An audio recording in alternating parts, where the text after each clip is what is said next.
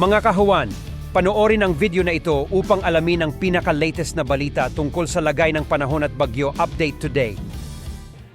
Mula sa Pag-asa Weather Forecasting Center, ito ng ating update sa magiging tayan ng panahon sa susunod na 24 oras.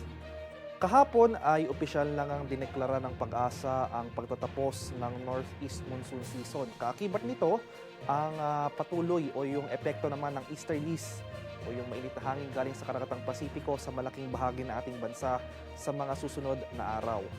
And for the next 24 hours, dahil sa easterlies, makakaranas tayo ng mga pag-ulan sa silangang bahagi ng Luzon. Samantala, dito sa Metro Manila at sa lalabing bahagi ng ating bansa ay mas maaliwala sa panahon na ating inaasahan, mainit at maalinsangan na may tsansa ng pulupulong pag-ulan na may pagkulog at pagkidlat na dulot ng localized thunderstorms.